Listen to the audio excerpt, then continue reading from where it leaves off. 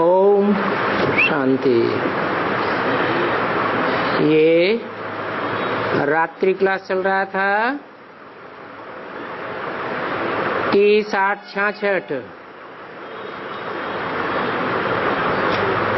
दूसरे पेज के मध्याह्न में बात चल रही थी कि तुम ब्रह्मा कुमारियां कहती हो हम भ्रष्टाचारी भारत को 10 वर्ष में श्रेष्ठाचारी बनावेंगी।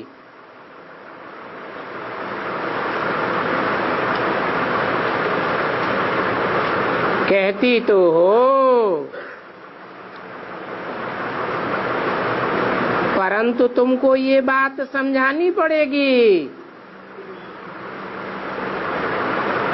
कि 10 वर्ष में अर्थात सन 76 में भ्रष्टाचारी भारत कैसे श्रेष्ठाचारी बनेगा।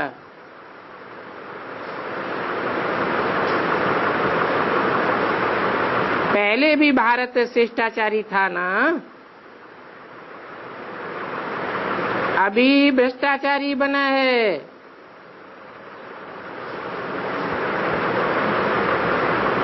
तो तुम समझावेंगी कि हम फिर से श्रेष्ठाचारी बनाते हैं।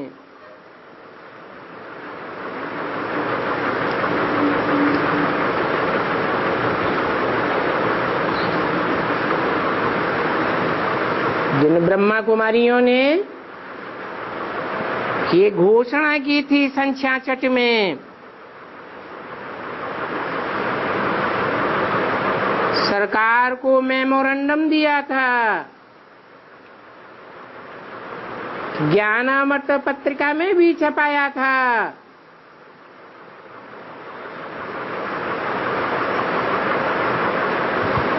और मुरलियों में भी ये बात आई है।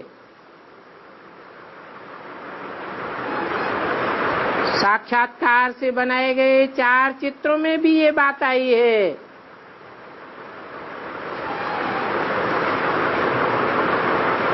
कि 10 वर्ष में अर्थात 76 में भारत श्रेष्ठाचारी बनेगा।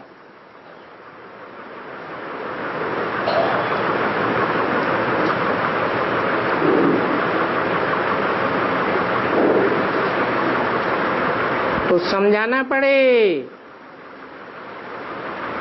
कि श्रेष्ठाचारी पहले संकल्पों में बनेगा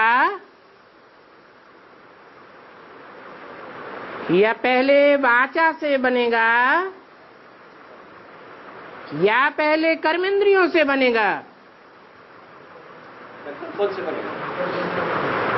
संकल्प को बीज कहा जाता है।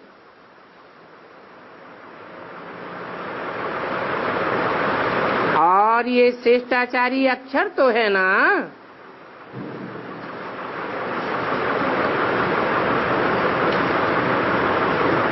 तो श्रेष्ठाचारी संकल्प का बीज पड़े।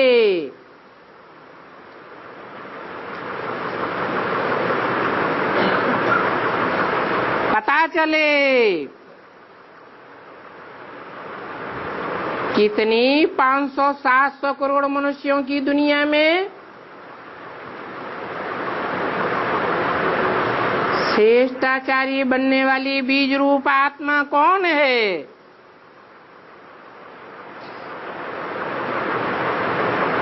इस संकल्प का बीज पक्का पड़ जाए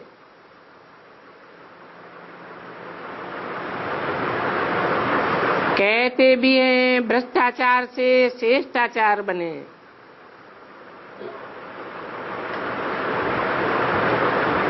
तो पहले तो संकल्पों का बीज पड़ेगा ना।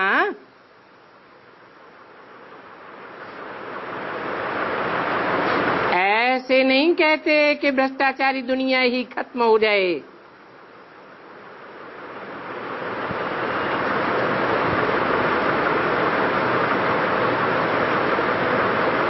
पहले विनाश होगा या पहले स्थापना होगी।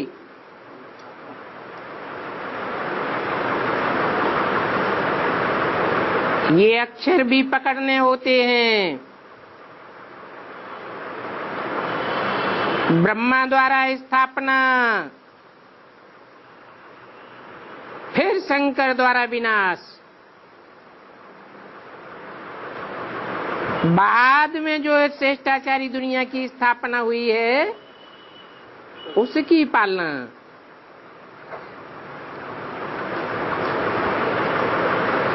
तो बाप समझाते हैं, जब कोई तुम्हारे पास आते हैं तो बोलो गवर्नमेंट कहती है कि भ्रष्टाचारी मनुष्य बहुत हैं, उन ढेर के ढेर भ्रष्टाचारी मनुष्यों को कोई तो श्रेष्ठाचारी बनावेगा।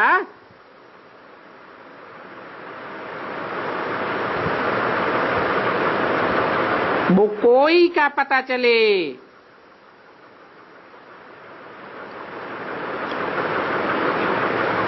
ये मनुष्य सृष्टि रूपी झाड़ है, 500-700 करोड़ पत्रों वाला।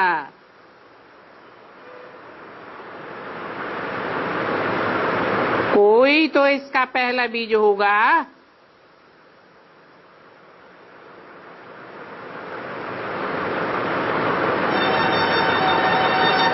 जिस बीज से ये फाउंडेशन पड़े,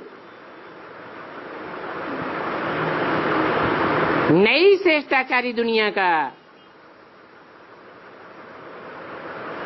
जैसे समझते हैं साधु समाज श्रेष्ठाचारी हैं,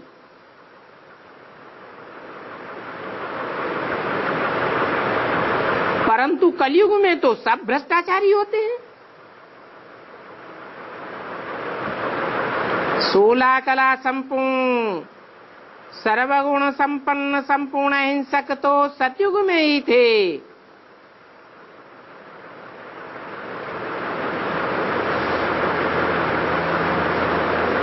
कलाहीन कलयुग में श्रेष्ठाचारी कहां से आए?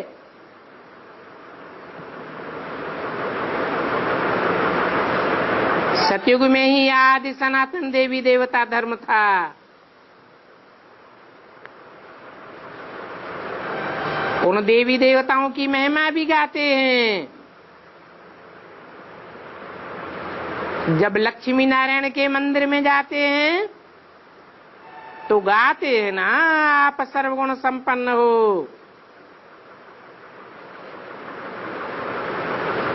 इससे साबित होता है कि सतयुग में यथा राजा तथा प्रजा लक्ष्मी नारायण जरूर श्रेष्ठाचारी ही होंगे।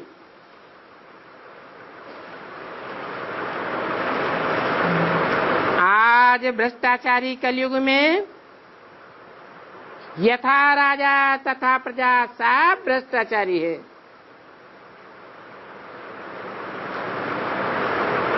क्योंकि अभी तो कलयुग ही है ना, इसलिए भ्रष्टाचारी हैं। भारत श्रेष्ठाचारी से भ्रष्टाचारी, फिर भ्रष्टाचारी से श्रेष्ठाचारी कैसे बनता है? आओ तो हम आपको ये बात समझावें। आज से 5000 वर्ष पहले एक ही आदि सनातन देवी देवता धर्म था।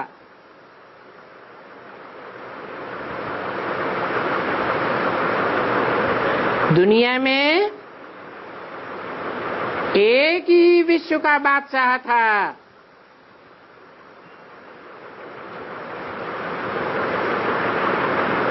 एक ही भाषा थी और एक ही मत था।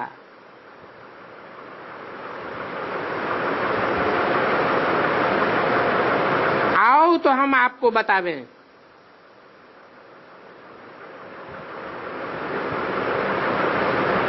कि ऐसी दुनिया को ही स्वर्ग कहा जाता है।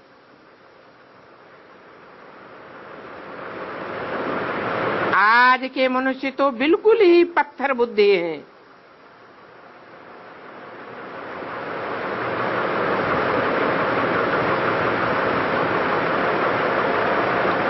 पारस बुद्धि भी थे इसी भारत में।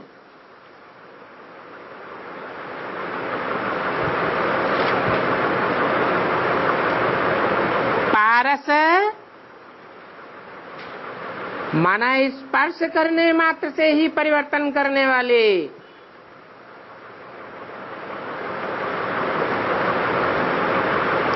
संग का रंग लगता है ना,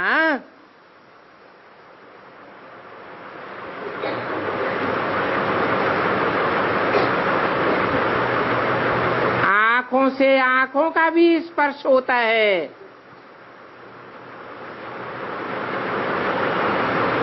कोई भी इंद्रियों से इंद्रियों का स्पर्श होता है।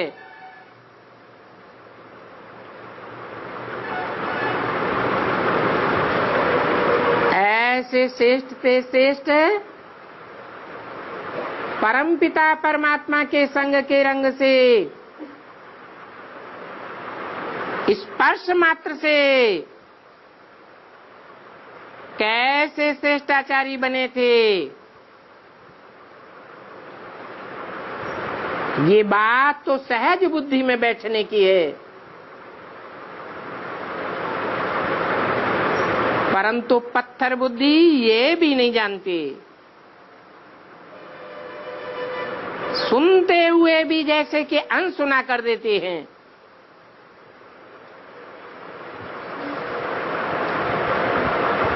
अब तुम बाप से सही बातें सुन करके धारणा करते हो,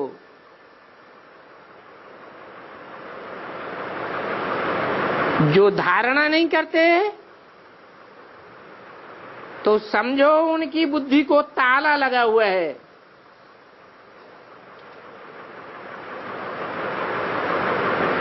तो उनको कैसे समझाया जाए? इसके लिए विचार सागर मंथन करके रोज नई पॉइंट्स निकालनी पड़े।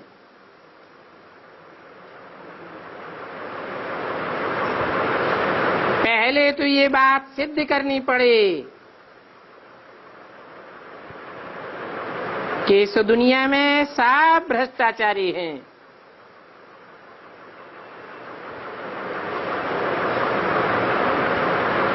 भ्रष्टाचारी भ्रष्टाचारियों को कैसे श्रेष्ठाचारी बनावेंगे?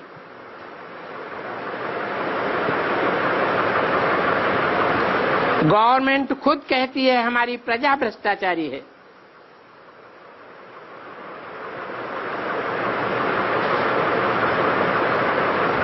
परंतु कहा जाता है यथा राजा तथा प्रजा, तो गवर्नमेंट खुद भी भ्रष्टाचारी ठहरी, क्योंकि यथा श्रेष्ठाचारी राजा रानी तथा प्रजा।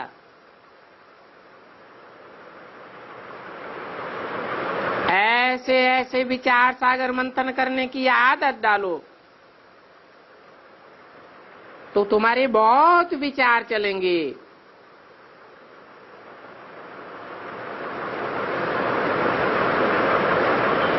नहीं तो जो सुना, जो खाया, जो पिया, जो सोया, तो साफ खलास हो जाता है। सर्विस में जाना होता है तो ये समझाना होता है कि इस समय कलह युग है, कलह क्लेश का युग है, मारा मारी की दुनिया है,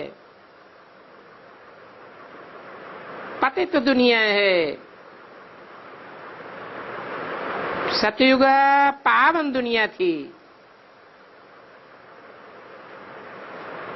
कलयुग पतित दुनिया है। इस बात को तो कोई भी मानेंगे।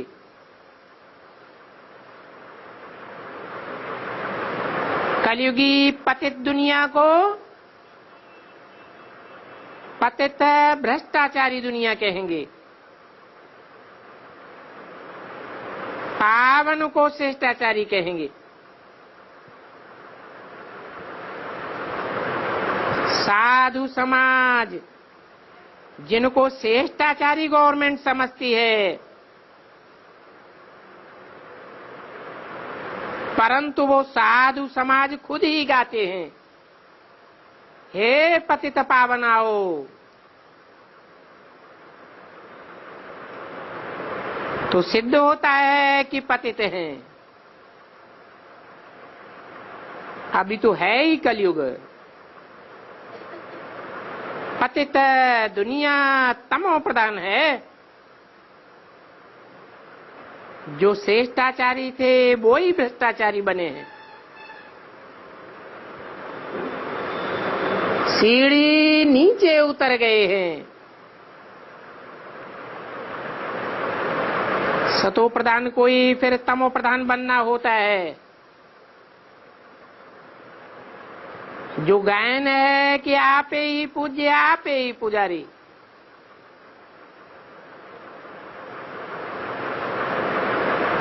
परंतु उन साधु समाज ने इसका अर्थ उल्टा लगाई दिया।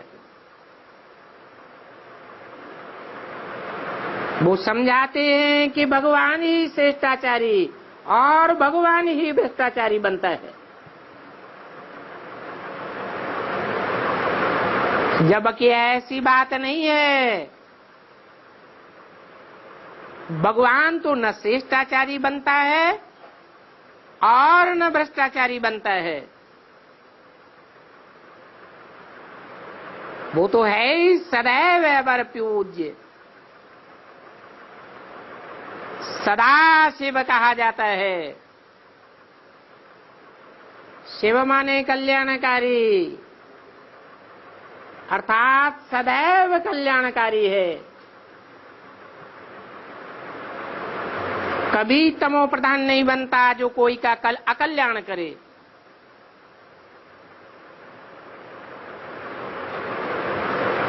जो सदाशिव है वो करता है, करते हुए भी जैसे कुछ नहीं करता।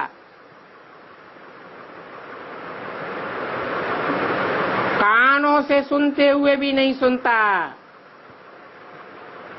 आंखों से देखते हुए भी नहीं देखता। उसके ऊपर कर्म इंद्रियों से कर्म करते हुए भी कोई लेप छेप नहीं लगता।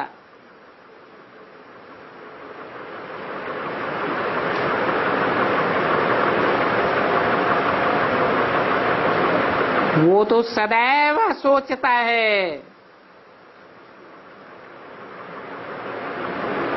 मन को सोचने की दरकार होती है। मनुष्यों का मन चंचल होता है, भगवान का मन तो कभी चंचल ही नहीं होता।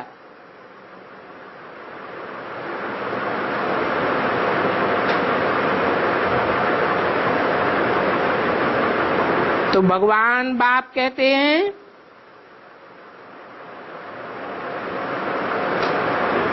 कि ये जो गायन है, आप ही पूज्य आप ही पुजारी,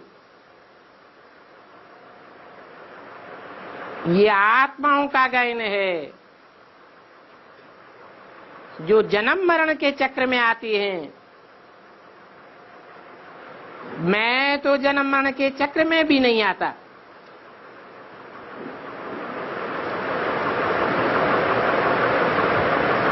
चौरासी का चक्र खाते खाते इस समय सारी सृष्टि भ्रष्टाचारी है।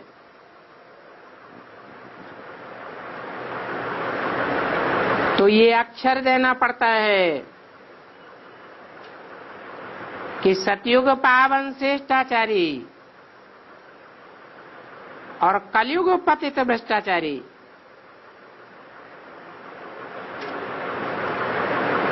और ये बात कोई 5 जड़ तत्वों के लिए नहीं कहेंगे,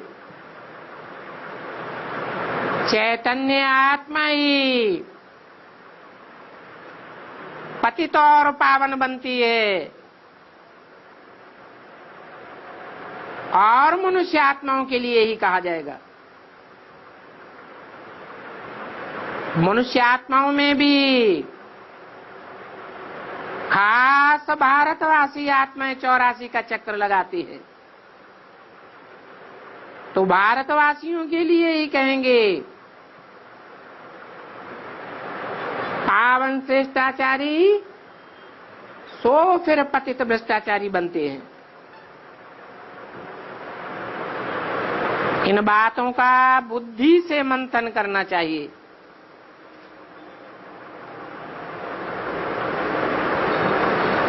और ऐसे भी नहीं है कि हर एक मनुष्य आत्मा को मंथन करना होता है।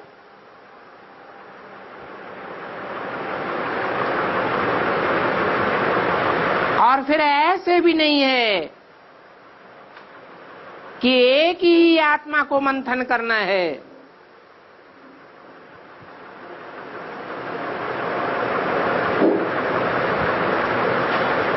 नहीं, नंबरवार हैं तो अक्षर पक्के कर देने चाहिए।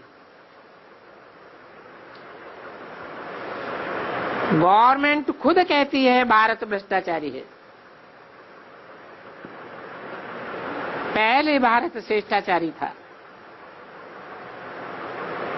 इन बातों को समझाने के लिए तुम्हारे पास चित्र भी हैं,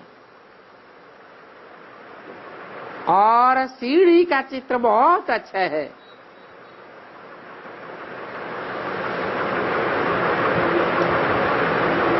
सीढ़ी के चित्र में ले जाकर दिखाओ। सतयुग में पावन सतो प्रधान श्रेष्ठाचारी देवी देवताएं थे। अब वो देवी देवताएं कहाँ गए? वो आत्माएं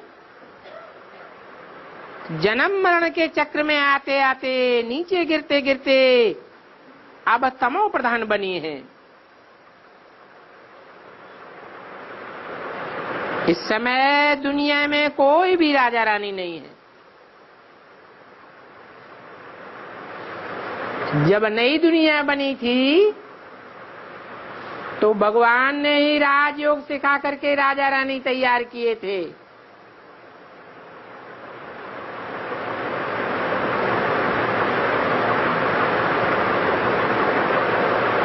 ऐसे तो कहीं न कहीं राजा रानी अभी भी है।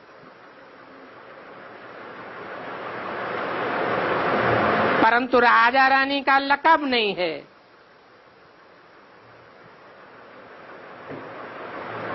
तो कहेंगे यथा प्रेसिडेंट तथा प्रजा।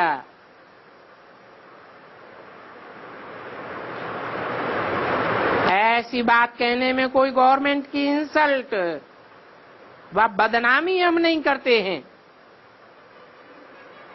ये तो समझानी है। तुमने लिखा भी है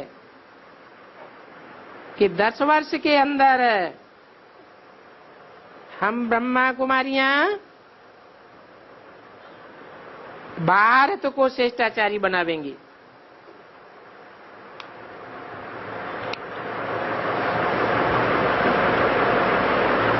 आज से 5000 वर्ष पहले पावन श्रेष्ठाचारी सतयुग भारत था, और उस समय आदि सनातन देवी देवता धर्म था। दुनिया में दुख का नाम निशान नहीं था।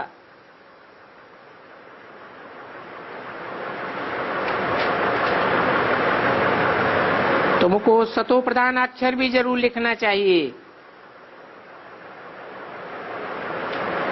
अच्छा सा कायदे से सब लिखना चाहिए। अभी पतित तमो प्रधान भ्रष्टाचारी है। वो तमो प्रधान पतित भ्रष्टाचारी कैसे श्रेष्ठाचारी बनते हैं, कैसे सतो प्रधान बनते हैं, सो आकर के समझो।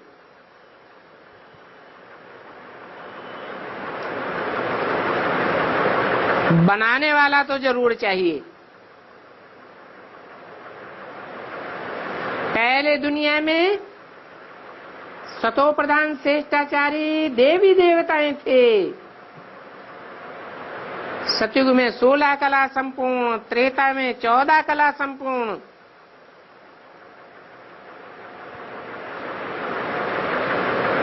सो फिर द्वैतवादी युग में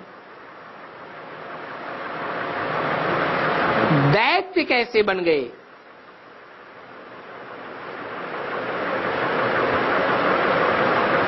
जरूर कोई बनाने वाले चाहिए।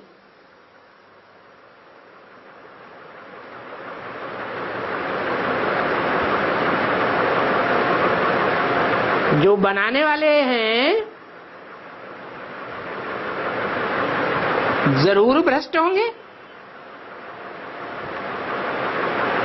भ्रष्टाचारी होंगे, भ्रष्ट इंद्रियों से ही आचरण करने वाले होंगे। देवताएं तो श्रेष्ठाचारी थे, श्रेष्ठ इंद्रियों से आचरण करने वाले थे।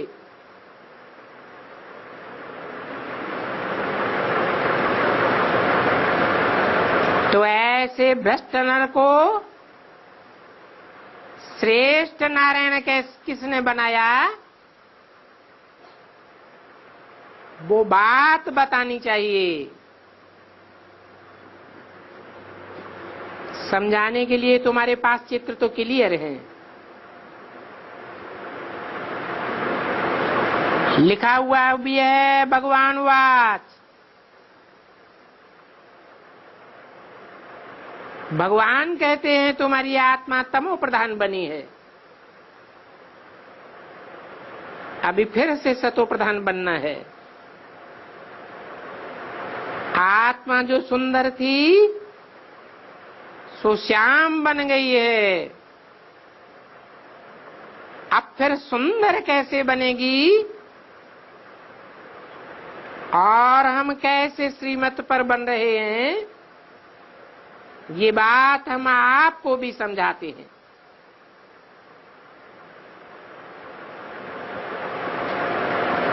इसके लिए भगवान वाच है। अपन को देवता बनाना है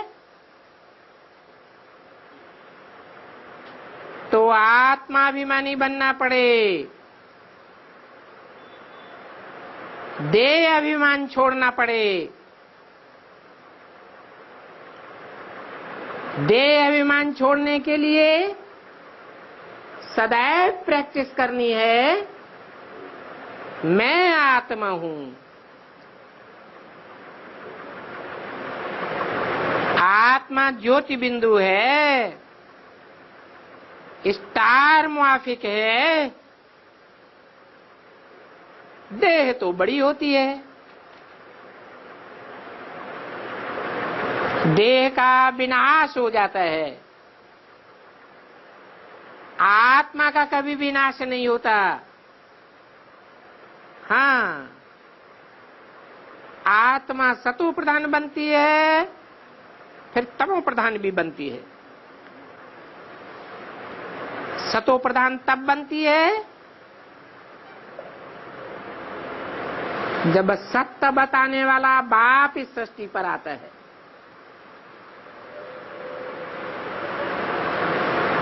एक परमपिता परमात्मा बाप ही सत्य है, जो सच्ची बात बता करके सत्युग स्थापन करते हैं। बाकी तो दुनिया में सब झूठे हैं। तो सच्चा बाप सत्य बात ही बतावेंगे। कहते हैं अपन को सत्य चित्त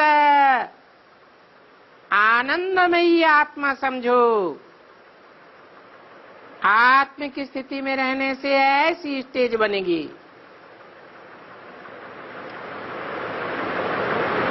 आत्मा समझेंगे तो आत्माओं का बाप परमपिता परमात्मा भी याद आवेगा।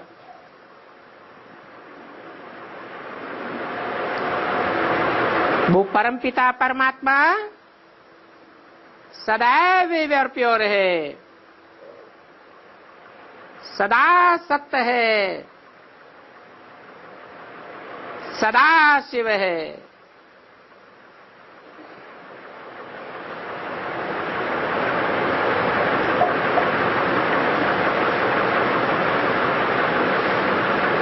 वो बाप हमको जो प्रैक्टिस कराते हैं उसका नाम ही है सहज राजयोग। और ये प्राचीन से प्राचीन है।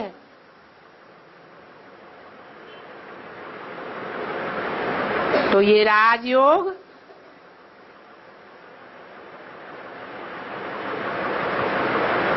एक बाप के सिवाय कोई सिखा ही नहीं सकता।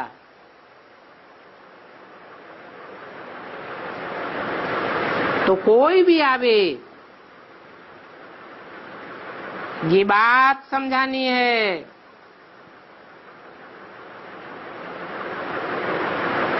कि 10 वर्ष के अंदर बाप कैसे आकर के सतो प्रधान संकल्पों की सृष्टि रचते हैं। जो शास्त्रों में भी कहा गया है कि ब्रह्मा के संकल्पों से सृष्टि रची गई।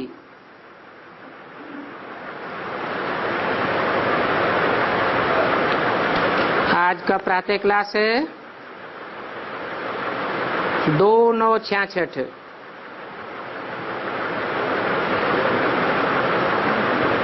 ये कॉलेज है,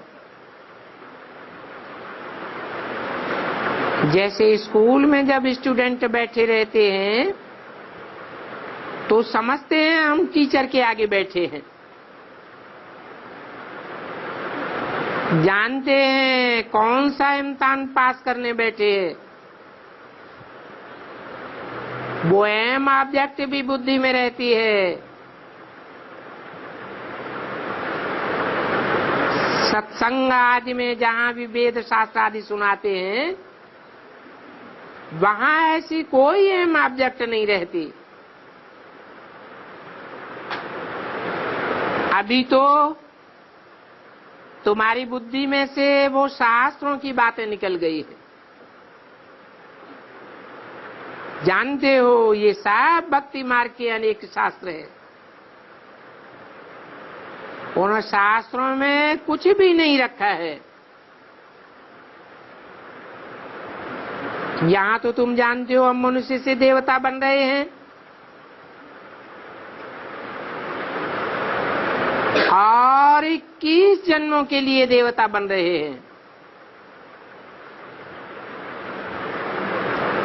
तो स्टूडेंट घर में बैठे होंगे अथवा कहाँ भी जावेंगे, बुद्धि में ये रहता है हम फलाना इम्तिहान पढ़ रहे हैं।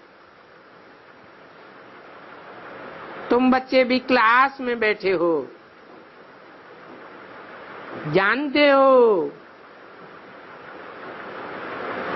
हम भगवान से नर से नारायण जैसे बन रहे हैं, देवता बन रहे हैं। तुम स्टूडेंट हो भगवान के। सारा दिन बुद्धि में ये ख्याल आ रहता है कि हम भविष्य में देवता बनने के लिए पढ़ रहे हैं।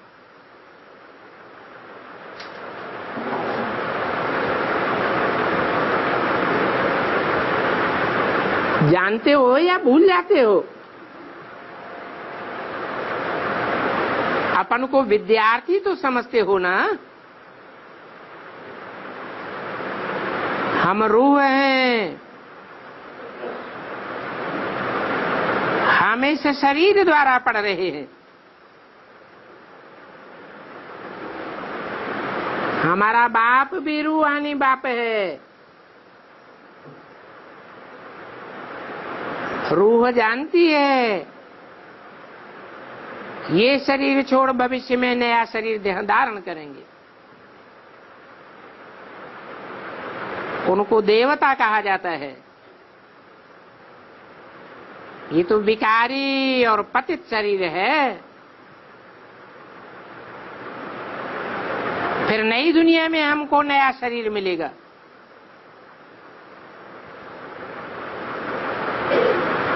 ये समझ तुमको अब मिली है। भक्ति मार्ग में तो समझते थे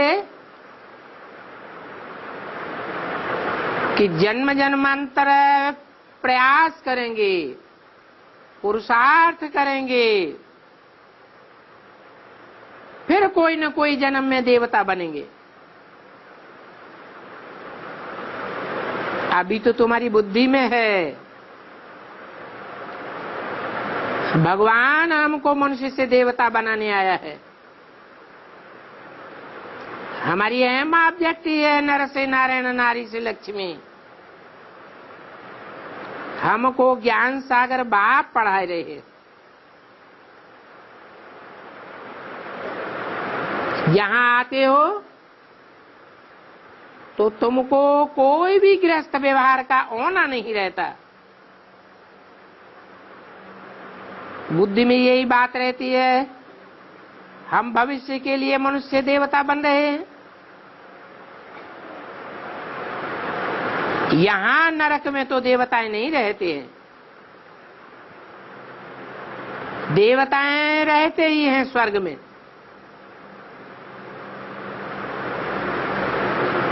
नाम ही है स्वर्ग। स्व माने आत्मा, गा माने गया, अर्थात आत्मा स्वयं स्थिति में चली जाती है, देवान से परे चली जाती है।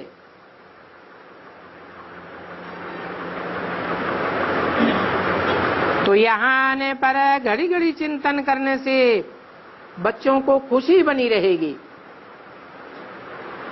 और पुरुषार्थ भी अच्छा करेंगे। मनसा वाचा कर्मणा पवित्र बने रहेंगे। किसी को तंग नहीं करेंगे। कोई को भी खुशी का संदेश सुनाते रहेंगे। ऐसे ब्रह्मा कुमारियां तो बहुत हैं ना, और सब स्टूडेंट लाइफ में हैं। ऐसे भी नहीं है कि धंधाधोरी में जाने से वो लाइफ भूल जाएगी। जैसे ये मिठाई वाला बच्चा है, वो भी समझेगा ना हम स्टूडेंट हैं, परंतु स्टूडेंट को कब मिठाई बनानी होती है क्या? यहाँ तो तुम्हारी बातें ही न्यारी है। शरीर निर्वाह के लिए व्यवहार भी करना है, साथ साथ बुद्धि में ये बात याद रहे इस पुरुषार्थ में थोड़ी मेहनत है, क्योंकि हम परमपिता परमात्मा द्वारा पढ़ रहे हैं और ये बात तुम्हारी ही बुद्धि में रहती है। इस समय सारी दुनिया नरकवासी है, परंतु ये भी कोई समझते नहीं है कि हम भारतवासी ही नरकवासी बने। पहले हम भारतवासी ही स्वर्गवासी थे। भारत ही स्वर्ग था, भारत ही अब नरक है।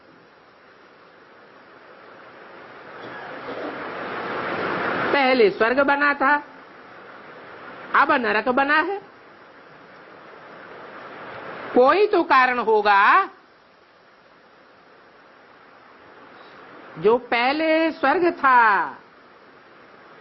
अब नरक बना है, कोई तो बनाने वाला होगा।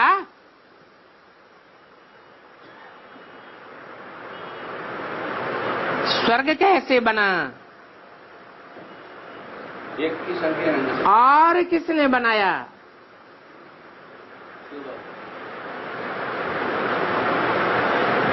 बनाने वाले में क्या सिफ्त थी जो उसने स्वर्ग बनाया? वो सिफ्त और किसी मनुष्य आत्मा में नहीं।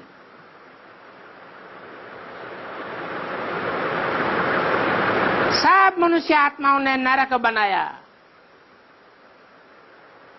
नरक आ ही जाता है मनुष्य को। तो स्वर्ग किसने बनाया? जरूर कोई है जो सदैव स्व स्थिति में रहने वाला है।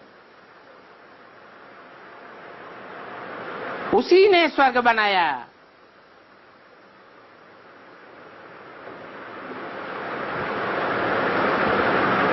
उसे ही कहा जाता है गॉड फादर,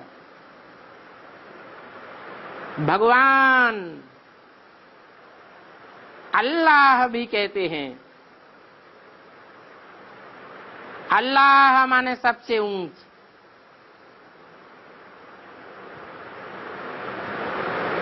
अल्लाह ने जरूर अव्वल नंबर धर्म स्थापन किया है। कहानी भी बनाई दी है अल्लाह अव्वल दिन। हम भारतवासी ही स्वर्गवासी थे।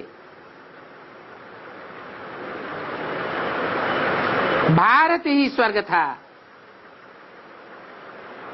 भारत ही अब नरक है। परंतु ये बातें किसी को पता नहीं थी। पहले तो तुम भी नहीं जानते थे। तुम बच्चों को सारा दिन ये नशा नहीं रहता है। घड़ी घड़ी इन बातों को भूल जाते हो।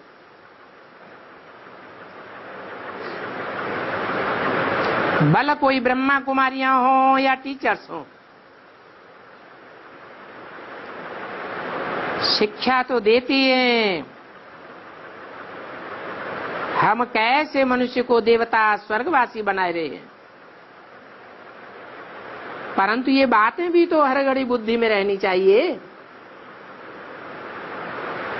सारी दुनिया इस समय नरकवासी आसुरी संप्रदाय है। आत्मा भी पतित है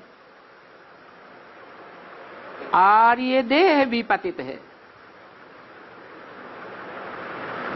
अभी तुम बच्चों को इन विकारों से ग्लानि आती है। ये काम क्रोध आदि सब ग्लानि की बातें हैं। सबसे जास्ती ग्लानि की चीज है काम विकार। सन्यासियों में भी थोड़ा क्रोध जरूर रहता है, क्योंकि जैसा अन्न वैसा मन बनता है। गृहस्थियों का ही तो खाते हैं ना। बल कोई अनाज नहीं लेते हैं, पैसे तो लेते हैं ना। तो पतितों के पैसे का भी असर पड़ता है। पतित का अन्न पतित ही खावेंगे। तुम तो पवित्रता के ऊपर रिवॉल्यूशन करते हो। अभी तो दुनिया में अपवित्रता बढ़ती ही जाती है।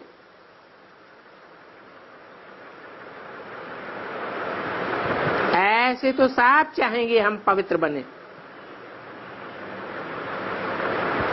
तुम्हारे अंदर पवित्र बनने की तांत लग जावे, क्योंकि पवित्र बनने बगैर स्वर्ग के मालिक नहीं बन सकेंगे। आगे चल के सबकी बुद्धि में ये बात आती रहेगी।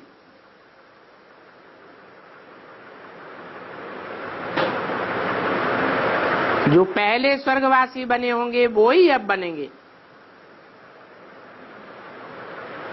कहेंगे कि हम तो पवित्र बनकर पवित्र दुनिया का मालिक जरूर बनेंगे।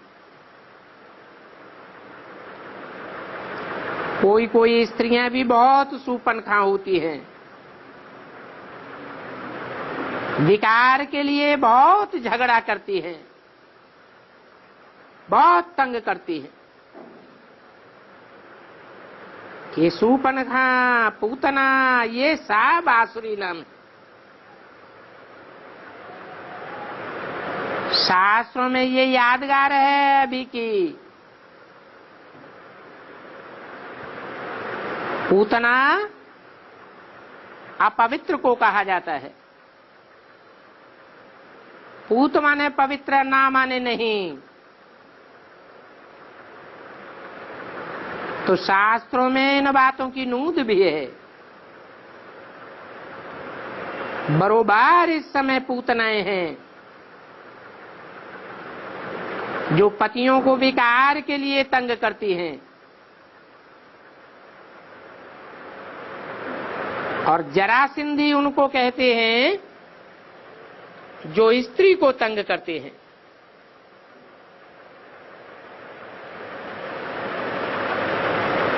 ये आसुरी दुनिया है। तो आसुरी के मनुष्यों के नाम भी ऐसे हैं।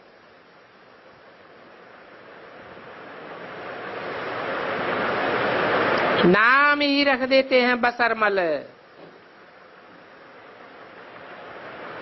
परंतु कोई कोई तो अच्छे भी होते हैं। दुनिया में इन बातों को नहीं जानते हैं कि हम आसुरी संप्रदाय हैं। तुम बच्चे तो समझते हो।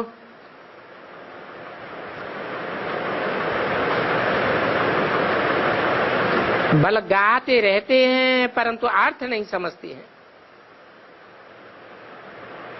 तुम बच्चे जब यहाँ बैठते हो तो बुद्धि में रहता है हम स्वर्गवासी थे, अभी फिर से बन रहे हैं, मनुष्य से देवता बन रहे हैं।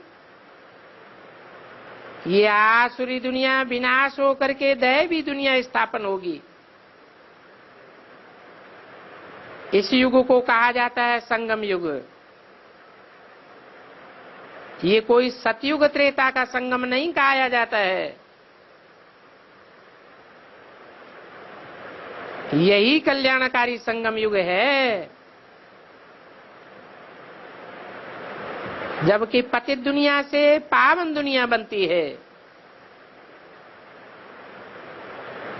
इसलिए इनको पुरुषोत्तम संगम युग कहा जाता है। ये युग कल्याणकारी युग है, क्योंकि सारी मनुष्य सृष्टि का कल्याण होता है। 2:966 की वाणी का दूसरा पेज। बाप है ही कल्याणकारी।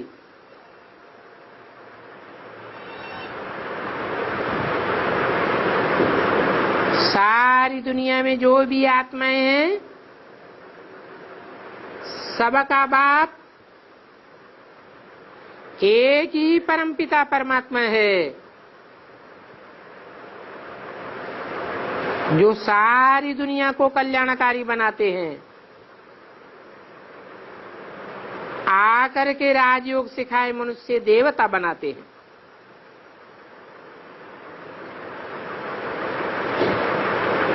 ऐसे भी नहीं है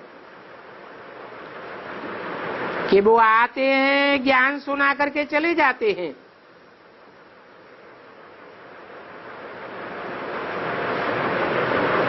जैसे और धर्म पिताएं भी आए, अपने अपने धर्म की धारणाएं सिखाई,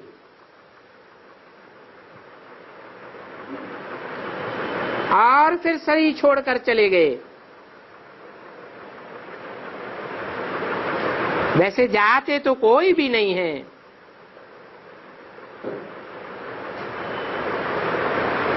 सब आकर के गाल बजा के चले जाते हैं, दुनिया पतित ही बनती जाती है।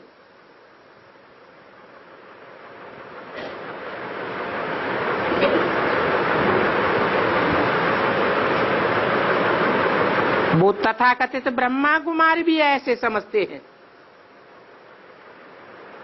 जैसे दुनियावी ब्राह्मण समझते हैं कि ब्रह्मा में भगवान आता है ज्ञान सुनाने के लिए, और ज्ञान सुना करके चला जाता है। फिर हम पतित से पावन बनते रहते हैं। हम पतित दुनिया को पावन बनावेंगे, परंतु नहीं, पतितों को पावन नहीं बना सकते। एक सुप्रीम बाप ही है जो आकर राजयोग सिखाए, मनुष्य से देवता बनाते हैं। तुम जानते हो ये हमारा हेड स्कूल है, हेड ऑफिस है,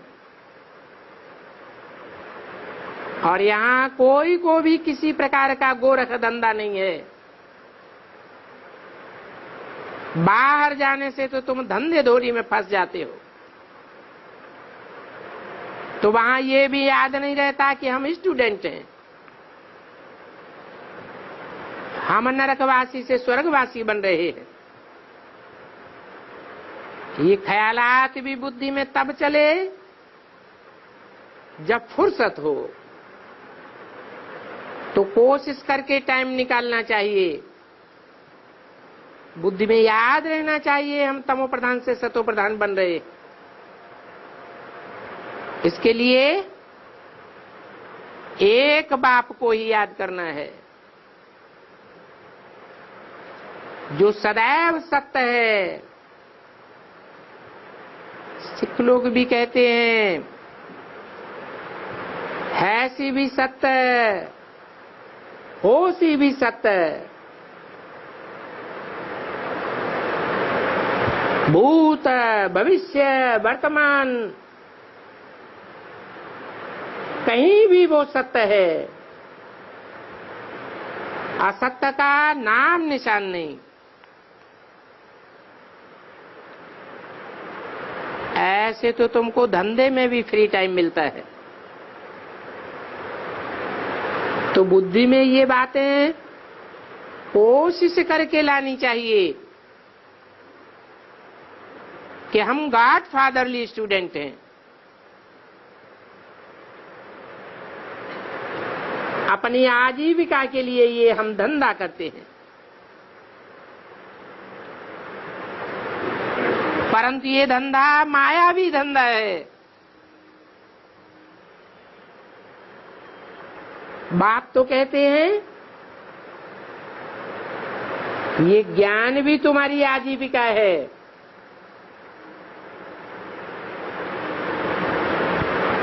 परंतु ये भविष्य के लिए है। यही तुम्हारी सच्ची कमाई है। इसे समझने में बड़ी अच्छी बुद्धि चाहिए। अपन को आत्मा समझ परमपिता परमात्मा बाप को याद करना है, समझना है अब हम आत्माओं को घर जाना है, क्योंकि बाबा हमको लेने के लिए आए हैं। ऐसे नहीं समझना कि ब्रह्मा के तन में आए थे, ज्ञान सुना के चले गए। नहीं, तुम तो जानते हो कि हम बाप के साथ ही घर जावेंगे। बाबा हमको लेने आए हैं। सारा दिन बुद्धि में ये विचार सागर मंथन चलना चाहिए। जैसे गाय होती है, खाया दिया हुआ चारा उगाती रहती है। तुम बच्चों को तो अविनाशी खजाना मिलता है, ये तुम्हारी आत्माओं के लिए भोजन है। ये तुम्हें याद आना चाहिए कि हम परमपिता परमात्मा के द्वारा पढ़ रहे हैं। हम कोई मनुष्य आत्मा से नहीं पढ़ रहे हैं। मनुष्य आत्माएं मनुष्य को देवता नहीं बना सकती। ये तो एक परमपिता परमात्मा ही है जो पढ़ा करके मनुष्य से देवता बनाते हैं, राज पद दिलाने के लिए। ये बात घड़ी घड़ी याद करनी है। घड़ी घड़ी भूल जाते हैं तो फिर खुशी के बदले अवस्था मुरझाई हो जाती है। तो ये ज्ञान तुम्हारे लिए संजीवनी बूटी है। ये संजीवनी बूटी अपने पास भी रखनी है और दूसरों को भी देनी है। दूसरों को देते रहेंगे तो वो भी सूरजीत बनते रहेंगे। शास्त्रों में तो संजीवनी बूटी के बारे में लंबी चौड़ी कहानी लिख दी है कि संजीवनी बूटी लेने के लिए पहाड़ पर जाता था। अब कोई स्थूल पहाड़ की बात नहीं है, ये तो तुम्हारी ऊंची स्टेज की बात है। तुम जब गहरी याद में रहते हो तो तुम्हारी मन बुद्धि रूपी आत्मा की ऊंची स्टेज बनती है। ऐसी ऊंची स्टेज में रहने वालों को ज्ञान का मनन चिंतन अच्छा होता है। उस मनन चिंतन मंथन से ही तुम नई नई बातें निकालते हो, जिसे संजीवनी बूटी कहा जाता है।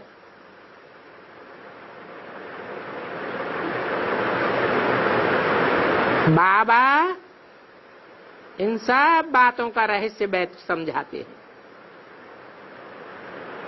कहते हैं मनमना भव, अर्थात तुम बाप को याद करेंगे तो स्वर्ग के मालिक बन जाएंगे। सदैव अपने दिल से पूछते रहो, जांच करते रहो और एक दूसरे को सावधान भी करते रहो। कोई खिटपिट होती है तो बुद्धि में उस खिटपिट में लग जाने के कारण किसी की कहना अच्छी नहीं लगती है। माया तरफ बुद्धि लग जाने से बहुत फिकरात हो जाता है। तुम बच्चों को तो खुशी में रहना चाहिए, बाप को याद करो, परंतु अगर अपनी ही उलझन में रहेंगे तो दवाई लगेगी नहीं और घुट के खाते रहेंगे। ऐसा नहीं करना चाहिए। स्टूडेंट कभी अपनी पढ़ाई को भूलते हैं क्या? तुम जानते हो ये हमारी पढ़ाई भविष्य 21 जन्मों के लिए है। ये भी जानते हो कि 21 जन्म के आधार पर ही 63 जन्मों का भी हिसाब किताब बन जाता है। तो इस पढ़ाई में ही सारा कल्याण भरा हुआ है।